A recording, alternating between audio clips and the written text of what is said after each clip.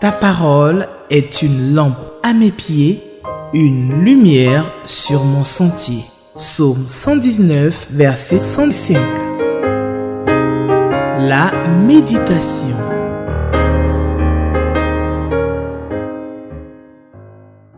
Téléspectateurs d'Espérance TV, je vous salue dans le merveilleux nom de Christ Jésus, notre Sauveur et notre Libérateur. Je me réjouis de vous retrouver pour méditer la parole de Dieu et le texte que nous propose le lecteur de la Bible pour la méditation du dimanche 28 juillet 2024. C'est celui de Lévitique, le chapitre 26, versets 1 à 20. Lévitique chapitre 26, versets 1 à 20. Nous allons prier pour que Dieu nous donne la compréhension de ce que nous allons méditer. Prions. Père, nous bénissons ton nom parce que ta parole est la vérité. C'est toi qui nous dis, l'apôtre Pierre, poussé par le Saint-Esprit, les hommes ont parlé de ta part.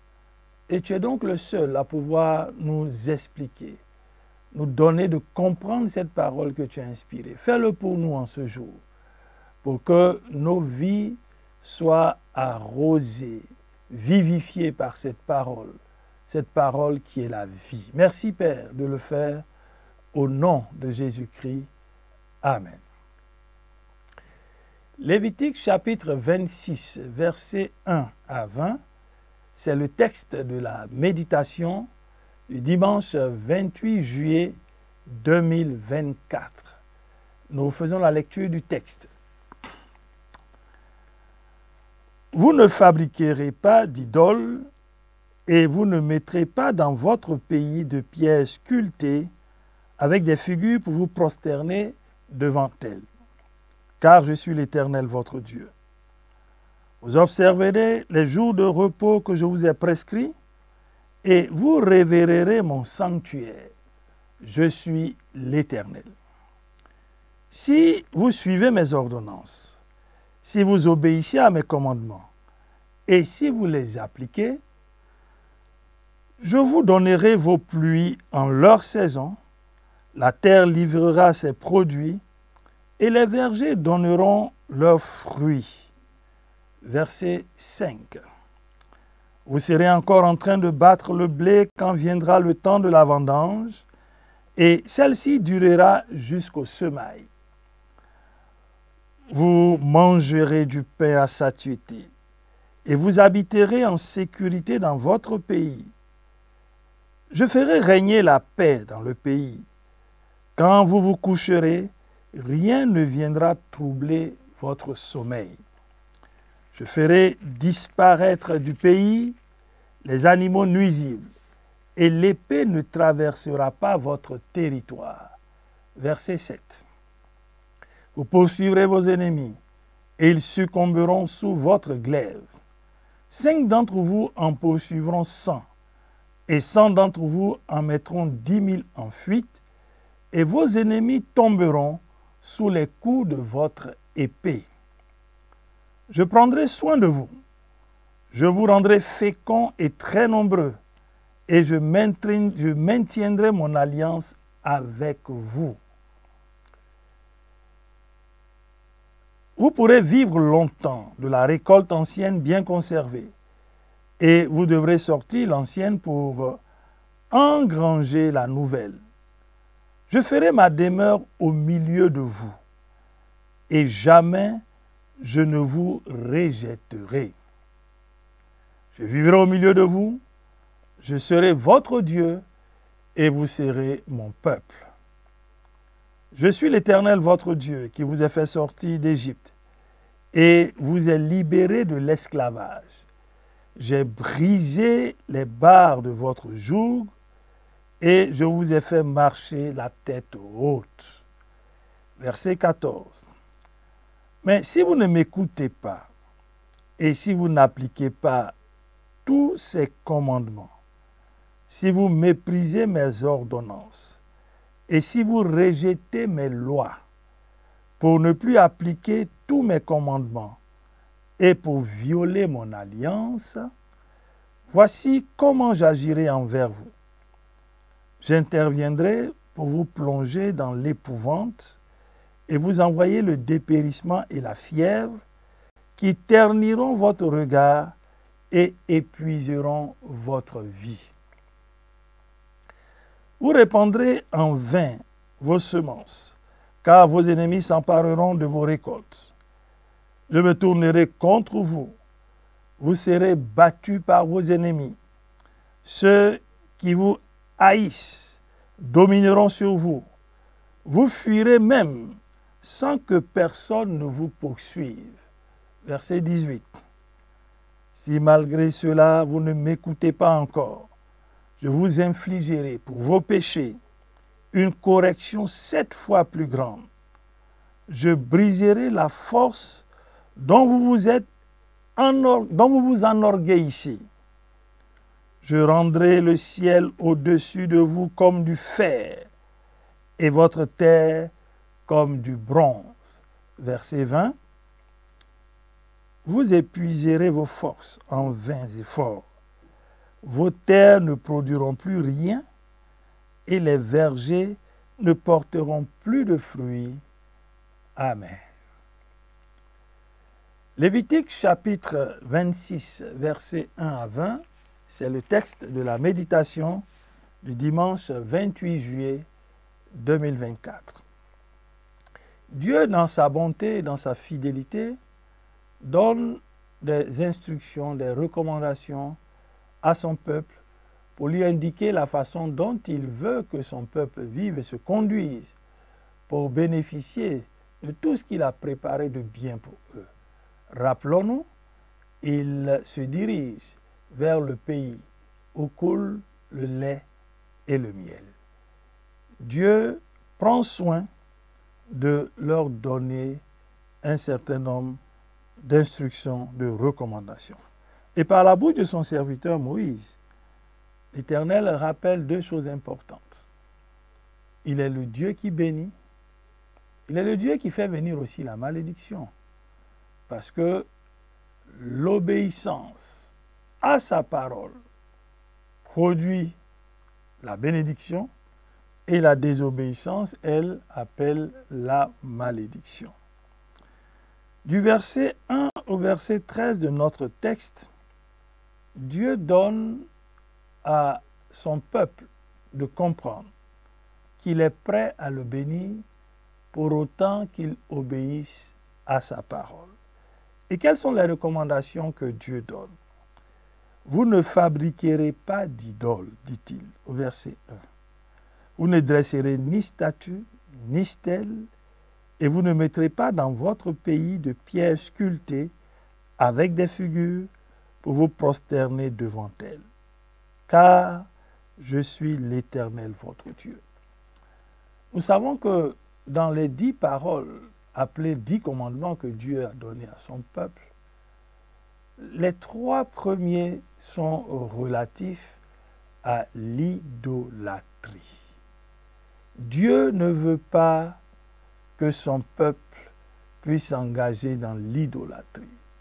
Considérer un élément de la création, de la nature, et en faire une idole pour l'adorer est une abomination aux yeux de Dieu. Rappelons-nous que dans ces mêmes 10 paroles, Dieu dit à son peuple, dans Exode chapitre 20, « Tu ne te feras pas d'autre Dieu devant ma face. » Et Dieu dit de ne même pas faire d'image taillée qui soit représentative ni dans le ciel, sur la terre, ni sous la terre.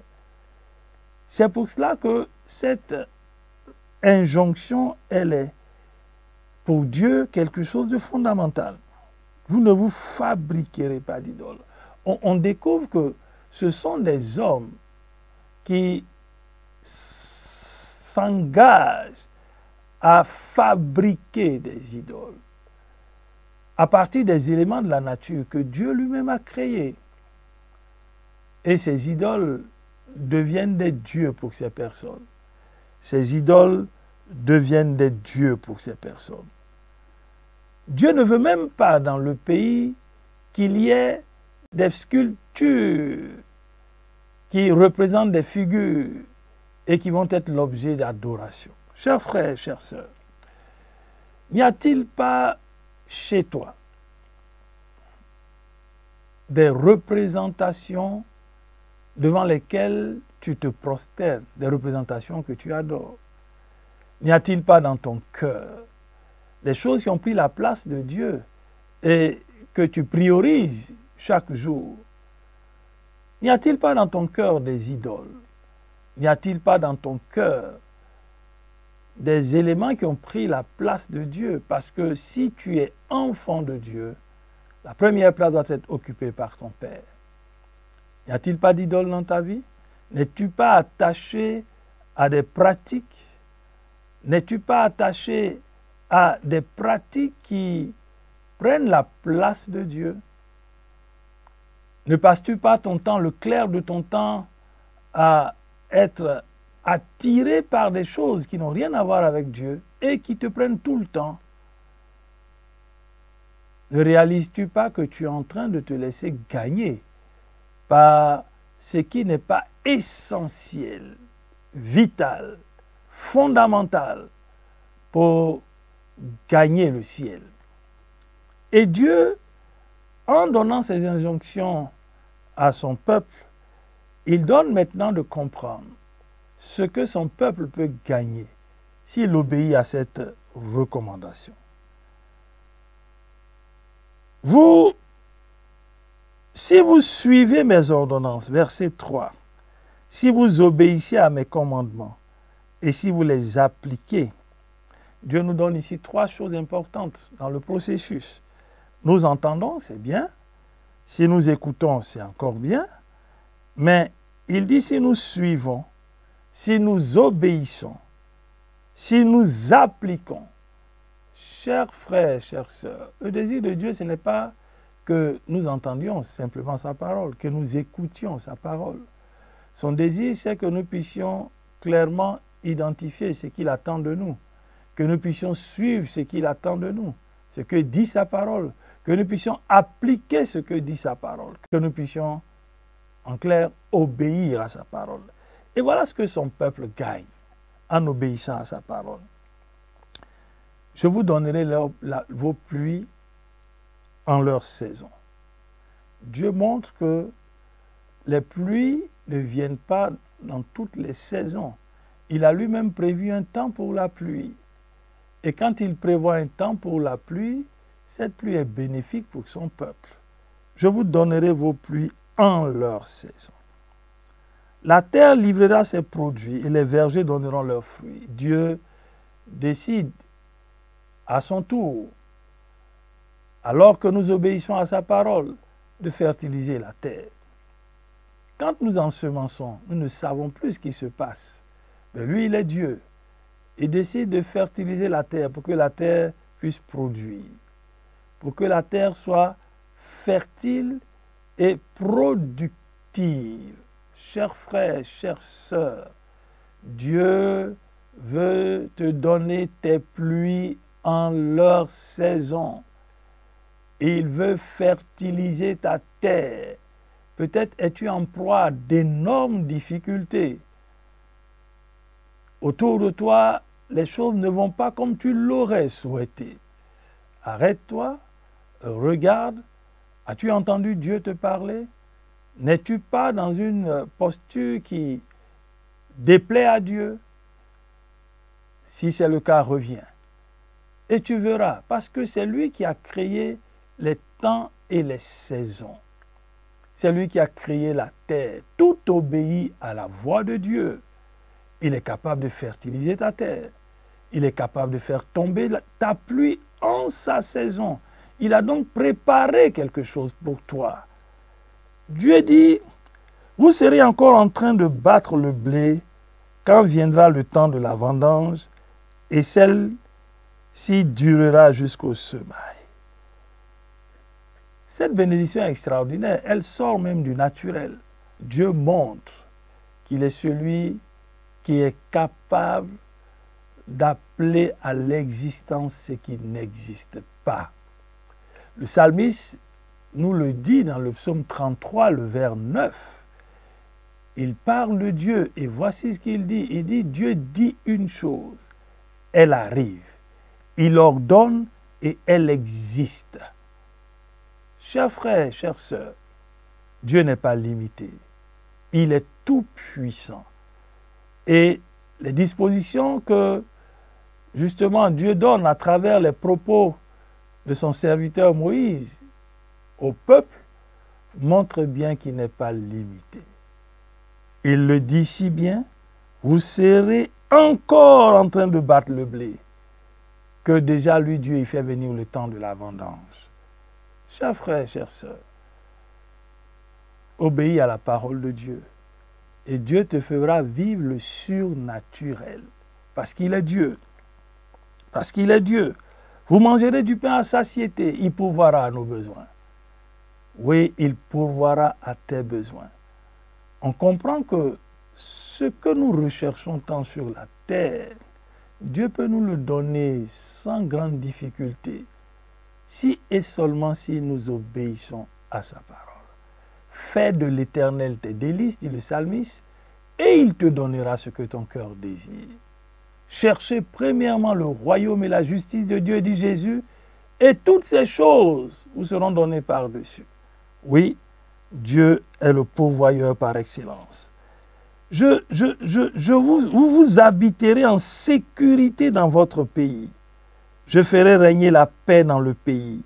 Quand vous vous coucherez, rien ne viendra troubler votre sommeil. Le Dieu qui accorde la tranquillité, la sécurité, la paix. Autant de choses que l'homme recherche, avec beaucoup de peine. Mais Dieu dit qu'il est capable de nous les donner si nous obéissons à sa parole. Ne veux-tu pas vivre en paix? Ne veux-tu pas voir la paix régner dans ton foyer, dans ta vie, dans ta maison, dans ta famille, dans ton environnement et dans ta nation? Obéis à la parole de Dieu. Veux-tu vivre en sécurité? Obéis à la parole de Dieu. Veux-tu avoir un sommeil paisible, tranquille? Le psalmiste dit dans le psaume 4, « Je me couche et je m'endors en paix. » Dieu promet cela. Que de personnes n'ont-elles pas de sommeil troublé, n'arrivent même pas à dormir? Chers frères, chères sœurs, c'est une opportunité pour nous de leur rappeler que celui qui obéit à Dieu, qui le connaît, qui est son enfant, il peut avoir un sommeil paisible. Dieu dit toujours, comme bénédiction, je ferai disparaître du pays les animaux nuisibles et l'épée ne traversera pas ton territoire. Dieu est celui qui est capable d'extirper du milieu de nous tous ceux qui sont des instruments de ruine, de nuisance, de destruction. Et il est capable d'épargner notre territoire de la guerre. Il est capable d'épargner ta maison de la guerre, ton foyer de la guerre, ton environnement de la guerre. Il est capable d'éloigner de ton pays la guerre. Il en a le pouvoir. Obéis simplement à sa voix. Peut-être tu emploies plusieurs guerres, mais dans le psaume 46, la Bible dit c'est lui qui fait cesser les guerres jusqu'aux extrémités de la terre. Obéis à sa voix et tu verras son action. Vous poursuivrez vos ennemis, ils succomberont. Dieu montre encore qu'il nous donne la victoire sur l'adversité en termes de bénédiction liée à l'obéissance à sa parole. 5 d'entre vous en poursuivront 100 et 100 en mettront 10 000 en fuite et vos ennemis tomberont. Encore le surnaturel. En plus de ce qu'il dit au verset 5, au verset 8 de ce texte, il nous montre que quand nous obéissons, il est capable de nous faire vivre le surnaturel. Comment 5 peuvent-ils poursuivre 100? Comment 100 peuvent-ils mettre en déroute 10 000? C'est une œuvre de Dieu, celui à qui rien n'est impossible. Il le dit, et encore le psalmiste, dans le psaume 60, le vers 14, « Avec Dieu, nous ferons des exploits, il écrasera nos adversaires. » Chers frères, chères sœurs, obéis à sa parole. Dispose-toi comme un collaborateur digne de ce nom, un bon collaborateur, et tu verras ce que Dieu accomplira pour toi.